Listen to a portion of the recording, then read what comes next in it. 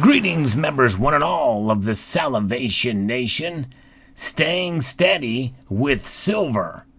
Let's explore!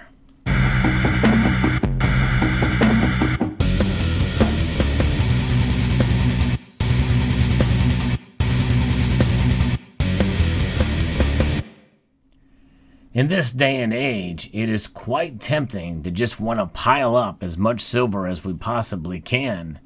It's understandable with the concern that is amongst us these days economically, around the world really, for a lot of different reasons. Not only is there the threat of hyperinflation and economic hardship ahead, in fact, we're in the midst of a recession. We've not really pulled out of it yet. Many fear that we're going to double dip and what could potentially be a depression. And yes, there are some who think that it's going to be really, really bad this time around.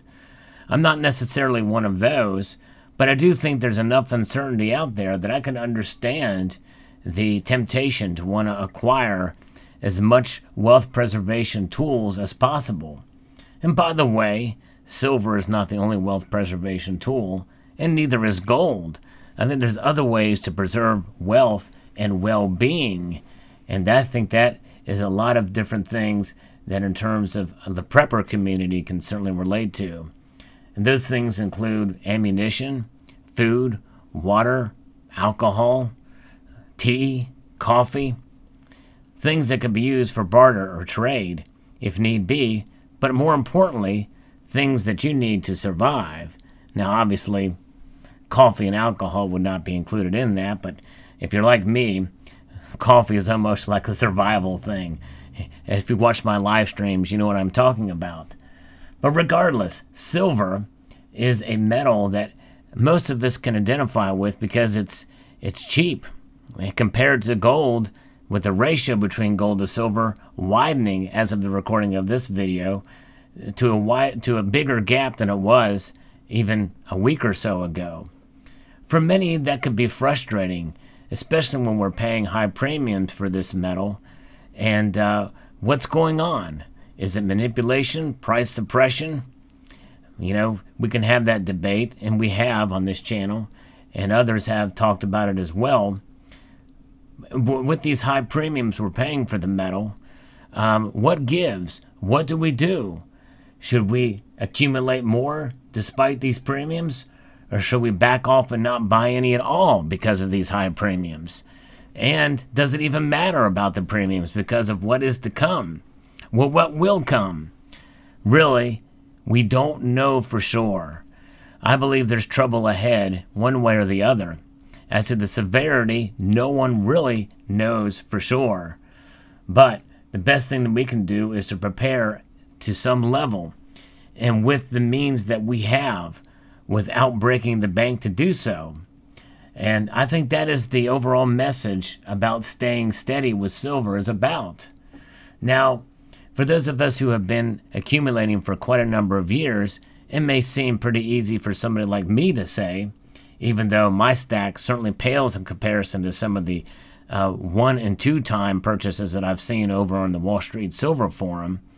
There's a lot of people that have amassed quite a number of ounces of silver in 1, 2, or 3 purchases. But I believe in slow and steady wins the race, and doing it in a responsible way within your budget, and that I feel that with every ounce that you get, it further empowers you.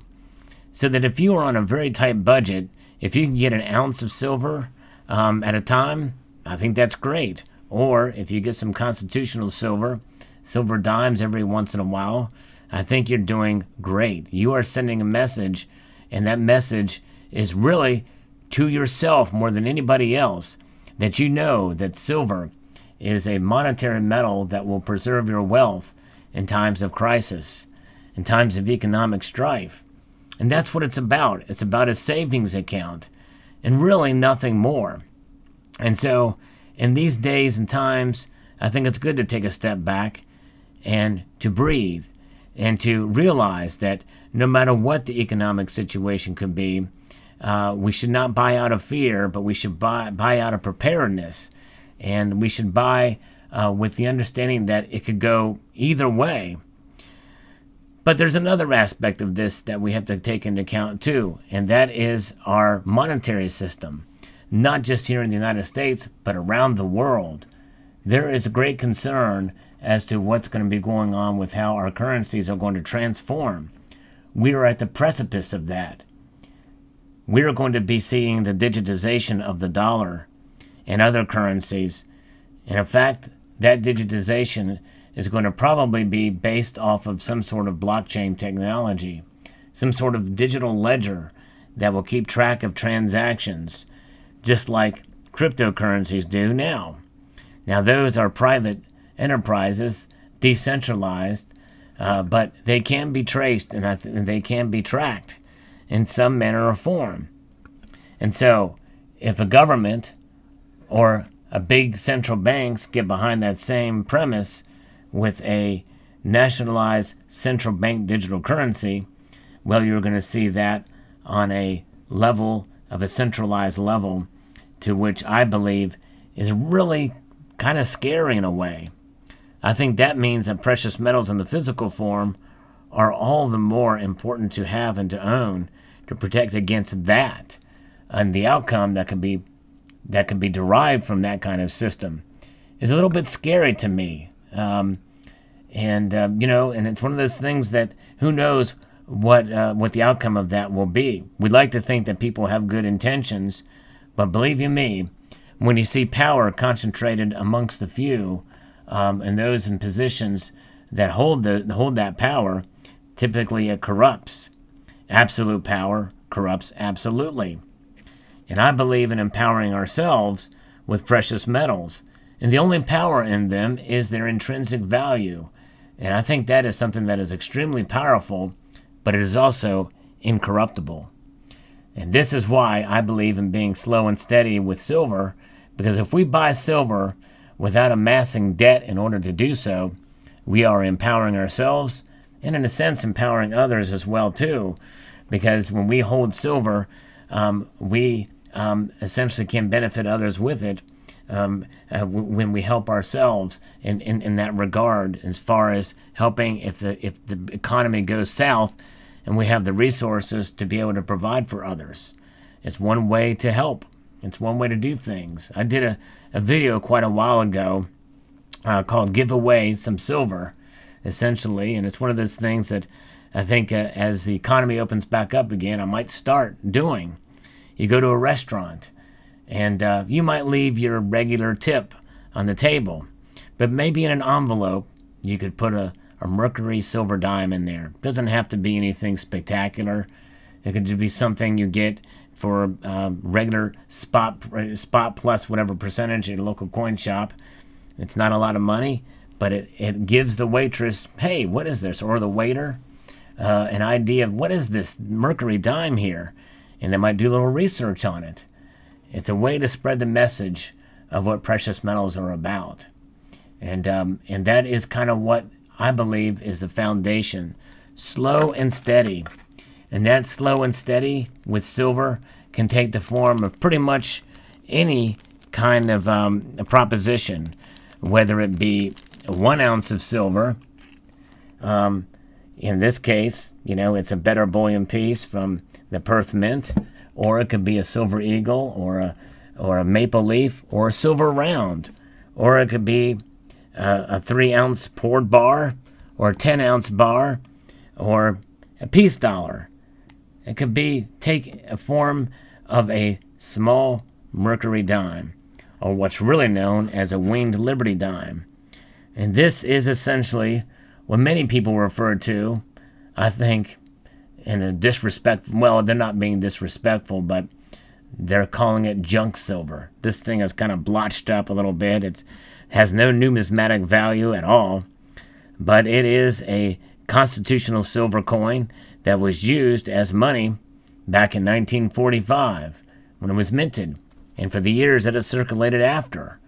This is what I refer to as spending silver. And this coin circulated in a time gone past when silver was used as our money and in currency.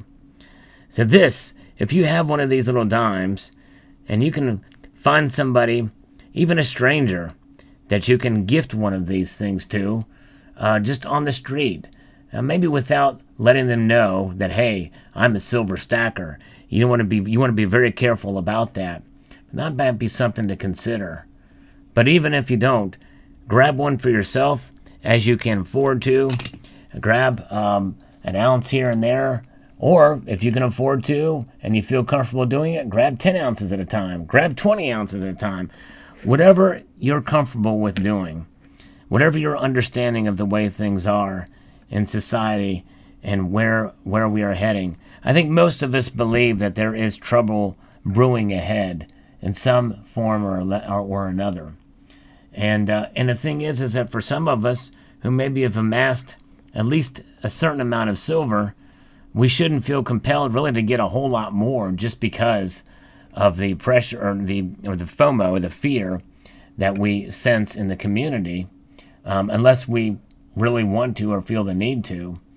But I think that really it comes down to each individual person and how they feel, and what their budget allows for. And really that is the bottom line. It's about your budget, it's about your understanding of the crisis, and about silver in general. And silver should be looked at through the lens of a long period of time, not just in a short squeeze, so to speak. I believe it's something that should be accounted for what it has proven itself to be over a long course of time. You know, there's many of us in this community that love silver strictly for what it is. And what is it? Silver is a metal that has proven to be a store of value for a long period of time. It is beautiful. It comes in many different forms, shapes, sizes.